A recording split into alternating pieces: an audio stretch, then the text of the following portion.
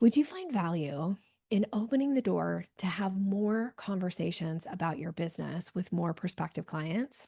Well, here is usually the missing piece as to why those conversations aren't happening. It's because you're not creating curiosity in the conversation that piques this person's interest to want to dive in and discuss anything about you and your business a little bit more. So I teach a 5 step process to a successful sales conversation. And in it, there are 5 steps. And the second step for a successful sales conversation is to create curiosity. It's the most missed step. And if you're not able to create curiosity, you can't get to step 3, 4, and 5, which is ultimately where you exchange dollars for services. So, creating curiosity, there's many ways to do it. I'm going to give you a really quick way for you to think about creating curiosity just to start to practice. It has to do with the way you respond to questions. So instead of giving generic and like basic answers when somebody asks you a question, think about, could you add a little bit more detail? Could you share just something that would possibly pique their interest, that would open the door for you to talk about whatever it is that you're interested in sharing, right?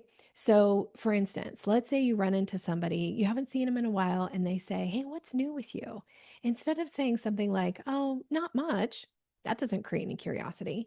Have a response that is maybe a sentence or two, not more than that, that would possibly give them something that they could then follow up and ask you a question about. Now, if you're here to promote your business, the answer needs to be something about your business. So let's say that you sell ads, for instance, and somebody said, "What's new with you?" You might say, "Oh, I've spent the last 2 weeks talking all about this new program we have." Now, that might pique somebody's curiosity enough to go, "What's the new program?" Or "What does that mean?" Or "What do you do?" Or, and it gives it like just, it like opens the door for you to have more of a conversation to dig deeper. And when you're able to create curiosity, oftentimes buying signals result that indicates that this might be a potential buyer for you. So, learning how to create curiosity, learning how to have a response that piques the interest of the other person, keeps the conversation going, and it's your way to kind of direct the conversation.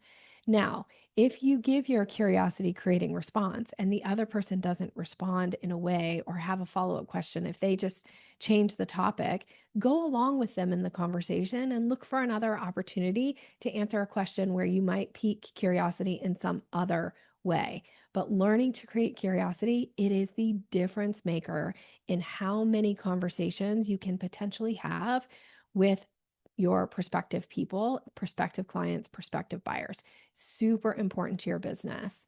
If you would like to learn more about how to create curiosity, I have a whole course on it. I teach it and I coach around it continuously with my clients. It's a game changer. I'm Nikki Rausch, the Sales Maven. Reach out if I can help or assist you in any way. Wishing you continued success and go out and create that curiosity.